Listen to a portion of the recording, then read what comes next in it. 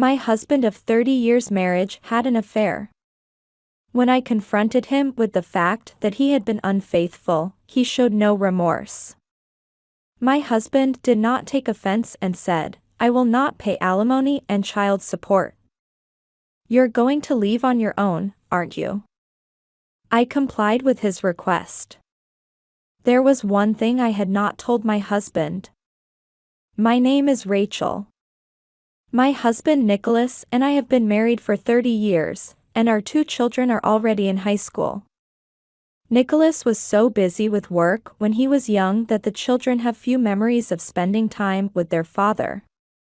It was common at that time for men to not participate in child rearing, so after I gave birth and quit my job, I have been raising our children by myself ever since. My parents had died before I married, so I had no one to rely on. Nicholas, who professed that he was better off earning money outside the home than I was as a housewife, always said to me, "You have a good life just playing with your kids at home, don't you?" Even on his days off, Nicholas never took his children to the park and spent all day at home just hanging around because he was tired from work. Looking at him, I have been doing housework and childcare without a break. When he came home from work and the house was a mess or dinner was not ready, he would get furious, so I was always on my toes. When Jacob, our eldest son, developed a fever, Nicholas maintained his stance that childcare is a mother's job, and did not try to help at all. Because of that, I had to take Jacob, who was still running a fever, to the hospital with our youngest daughter Ava. When the children reached puberty, they began to rebel against their father's attitude, and a period of rebellion ensued during which they would not even speak to him. Dad was always at work and had no interest in us at all. And he always makes fun of Mom, too, and it pisses me off. The children began to ignore their father. Nicholas, who had little love for his children basically, decided that if that was the case, he would ignore them as well, and a period of not speaking to each other followed, and the atmosphere in the house became quite bleak. However, as the children reached high school age, they began to talk to each other at least a little more. Nicholas, who had always seemed to be in a bad mood, is in a better mood these days. His work is as busy as ever, and there are more and more times when he has to leave home until morning for business or stay overnight on business trips, but he still seems to be enjoying himself, which means that his work is probably fulfilling. I had envisioned a future in which the children would become independent, and after Nicholas retired, the 2 of us would enjoy a peaceful retirement together. However, it was only a few days ago that I learned that I had been naive. When I was going to take Nicholas's suit to the dry cleaners, I found a receipt for a restaurant for 2 that he had used on a date and a purchase receipt for a brand that was clearly women's. Suspicious, I checked my credit card statement, which I had left to Nicholas, and found a record of a payment at a hot spring hotel on a date when he was supposed to have been away on a business trip. All of this pointed to one thing. Yes, Nicholas had lied to me and cheated on me. What was fulfilling was not his work, but his private life. The reason he was in a good mood recently was because he was having fun with the person he was cheating on me with. From there, I checked up on Nicholas's behavior. He had no way of knowing that I was aware of the affair, and he was sloppy with his phone, so it was easy to identify the person with whom he was having an affair. The woman with whom Nicholas was having an affair was a woman at a club he frequented. She was an older woman in the club and seemed to be quite uncomfortable there, but Nicholas liked her a lot and picked her up every time he went. At first he just went there as a customer, but eventually they started seeing each other outside the club, and now she had quit the club and they seemed to have deepened their relationship, not as customers but as lovers.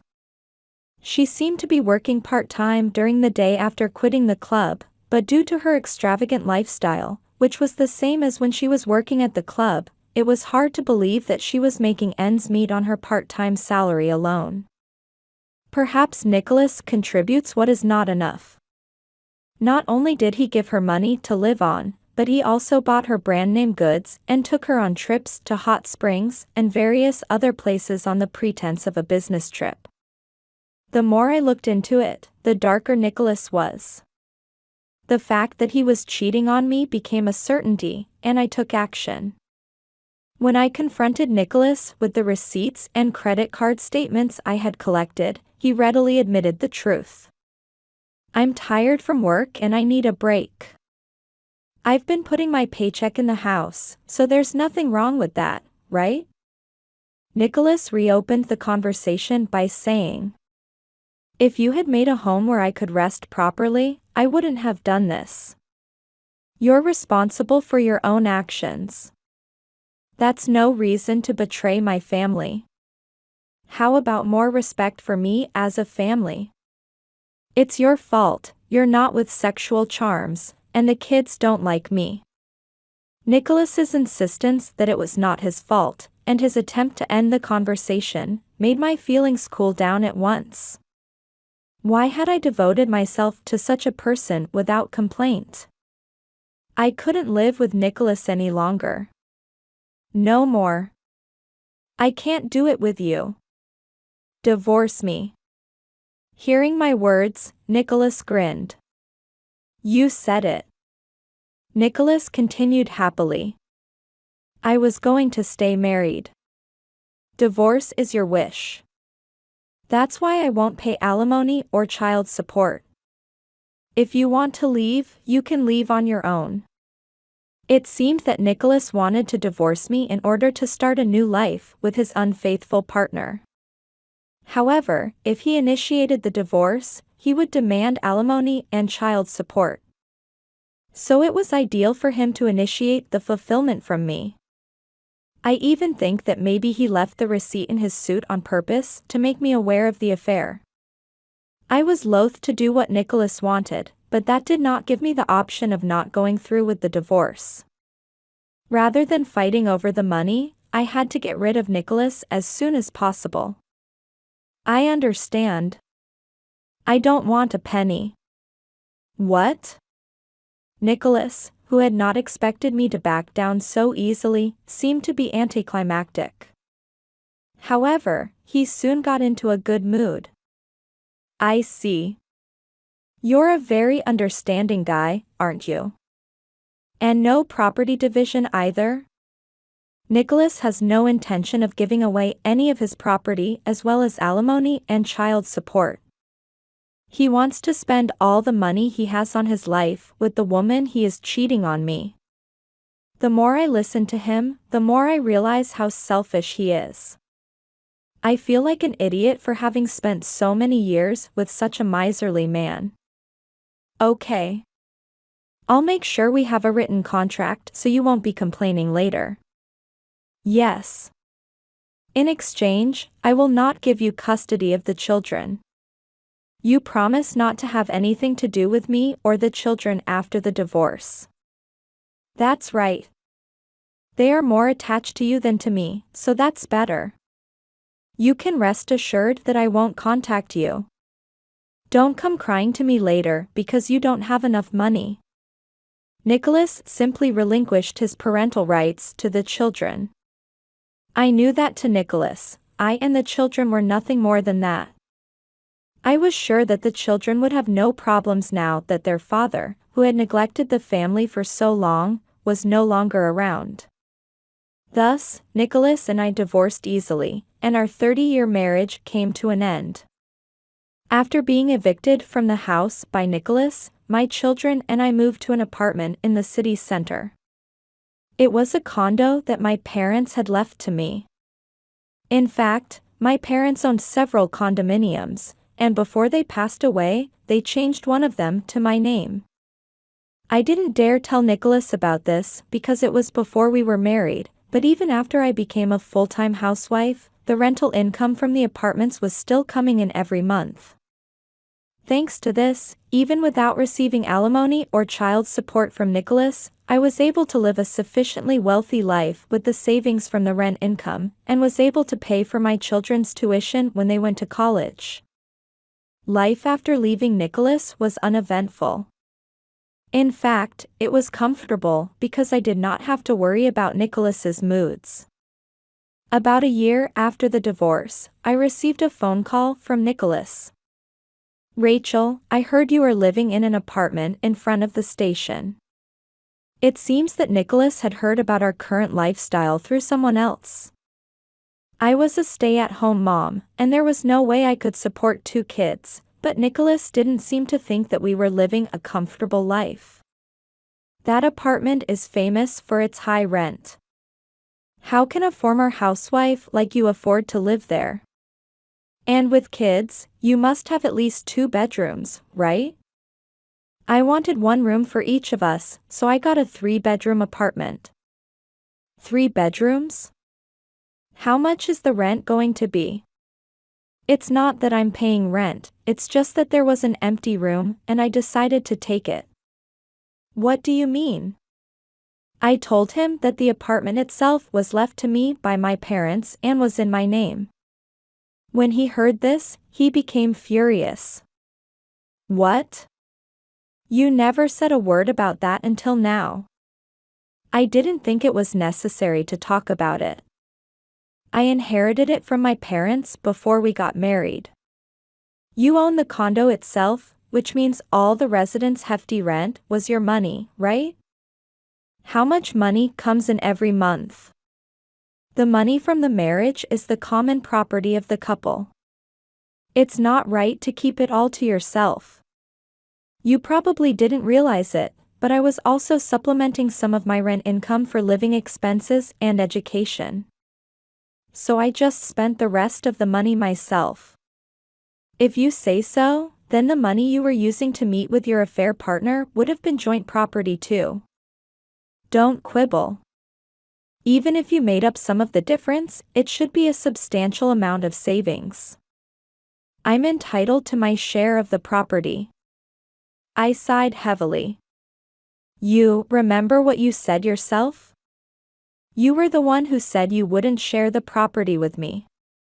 We even signed a contract so that you wouldn't be a goner afterwards. I didn't realize then that you had so much money saved up. You can't allow your property to be reduced, but if my property is yours, it's better that way. You are selfish to the end of the line. If I had to share my property, I would have declared it properly. But I'm glad it didn't come to that. I couldn't accept the fact that the money my parents left for me would be given to you, a selfish person who betrayed the family. I returned it in disgust at the smallness of my ex-husband's character. Why was Nicholas contacting me now, anyway? When I wondered, Nicholas said with some difficulty. Well, let's not dwell on the past. I called you today because I wanted to discuss something with you. I could guess that it was not going to be a good consultation. As I had expected, Nicholas's request was for money. He had married the woman with whom he had been having an affair, but she had a habit of spending lavishly and had actually been in debt ever since they had started dating. I had thought her spending habits were rough when I checked her out, but in fact it seemed to be more than that. Unaware of the debt, Nicholas married and tried to pay it off with his savings, but his marriage partner kept spending money even as he was paying it back, so the debt kept mounting even after he had put all his savings into it. He knew he needed a large sum of money to pay off the debt all at once, and then he heard a rumor that I lived in a luxury apartment and appealed to me for a loan of money to pay off the debt. Of course I brushed it off. Why should I lend him money to pay off the debt of the woman with whom my ex-husband was having an affair? Moreover, according to the way Nicholas spoke, the woman's spending habits were not likely to be cured, and even if I lent him money, it was unlikely that he would return it. Then, Nicholas said something outrageous. Hey, Jacob is going to get a job soon, right? Can't we just take Jacob over here? Huh? I couldn't believe my ears. I couldn't believe that he had just brought back a child whom he had mistreated for so long. I can't make any progress with just my earnings. If you insist on not paying a penny, I'll ask Jacob to help. When Jacob gets a job, I'll ask him to give me a percentage of his salary. Don't be silly. Are you going to make your precious child clean up your cheater's debts? I'll have Jacob repay me for all the favors I've done in raising him. I made a mistake when I gave you custody of both of them. You have a daughter, Ava, and it's normal for one of them to be in my custody, isn't it? I can't give custody to the parent who cheated on me, of course. It's not natural that you didn't pay alimony despite you cheated on me. Besides, if you had custody, I wouldn't have to pay child support like you did, right? The college Jacob is attending now is a private medical school. Can you afford to pay for it? Nicholas was at a loss for words, but then he said in desperation, I can get him to pay for it, using whatever scholarship.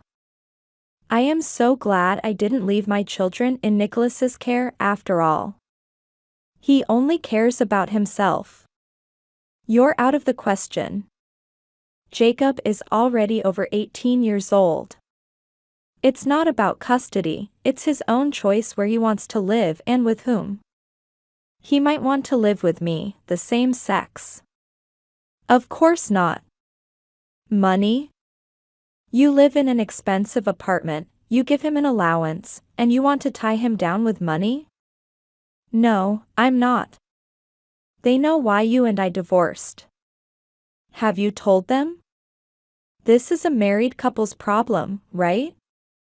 Do you really want them on your side? I only told them I was divorcing him because of a difference in values. That's what they seem to sense. They already knew you were cheating on me without telling them. I don't know, maybe that's just what you think. Let me talk to Jacob directly. I'm sure Jacob will understand my feelings if we talk openly among men. Don't do that. Jacob said you are the worst kind of person to betray his family. There is no way he would understand. Besides, you promised not to have anything to do with me or the children as a condition of the divorce. Calling me like this is also a breach of contract. If you continue to insist on this, I will also demand child support and alimony as a breach of contract. As soon as I mentioned the word alimony, Nicholas became quiet and hung up the phone, mumbling excuses. Now he won't call me anymore. I was glad that Jacob and Ava had not been harmed. Nicholas, who had been relying on me for money, could no longer repay his debts at once because he had lost his count on me. Due to the debt that has accumulated, all of the money that Nicholas earns seems to have disappeared into interest payments. Moreover, his married partner continues to spend money, so his debts are increasing, but they show no sign of decreasing. I was appalled at Nicholas's lack of discernment, but I couldn't say the same for myself, having been married to him for 30 years. After that, my children and I continued our peaceful life. I never heard from Nicholas again, and I was able to live in peace. And now. Mom, are you ready? Yes, I'm coming. My son Jacob and daughter Ava got married respectively, started a family, and left home. They both have children, and now I am a grandmother with 4 grandchildren. Jacob and Ava often bring their children to visit me, as they care for me now that I am alone since they left home. Today, Jacob's family, Ava's family, and I are on a family trip with a total of 9 people. I may have been able to have such fun in my old age, thanks to the fact that I had parted from Nicholas once and for all. Someone told me that Nicholas has been wanting to divorce his married woman since then, but he has not been able to do so because his partner has not agreed to divorce him, and he is still spending his old age being chased by debts. He has no happy time with grandchildren and is just paying off his debts. Although it was his own fault, I still feel sorry for him. It is amazing how a temporary mistake can separate happiness from unhappiness.